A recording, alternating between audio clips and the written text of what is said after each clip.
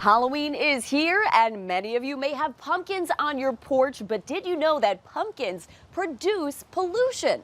An average large pumpkin that you'll get from a pumpkin patch weighs about 10 to 15 pounds. How much pollution does this produce? Well, let's say you have about 10 pumpkins at your house. An average household probably has about 3 to 5, but 10 pumpkins, which is about 100 pounds, produces 8 pounds of methane, which is a greenhouse gas pollutant.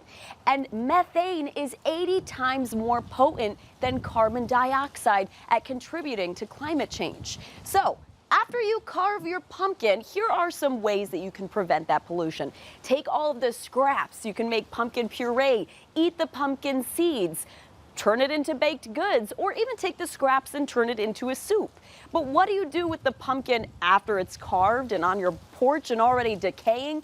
Well, don't throw it in a trash bag, trash can, or anywhere where it's going to end up in a landfill. Because when pumpkins get cut off from oxygen, bacteria eats away at it and burps out that methane gas, which again, as I mentioned, adds to climate change. The better thing to do is to take that pumpkin and bury it.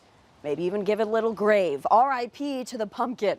But it's going to a good cause. It's great fertilizer. It adds nutrients to the soil, including nitrogen, potassium, and phosphorus, which actually adds to the soil structure, retaining water and helps the soil retain nutrients, which helps plants grow. So it can actually be a good addition to your garden. But if you don't have one, another thing you could do with your pumpkins is send it to a compost, including okra.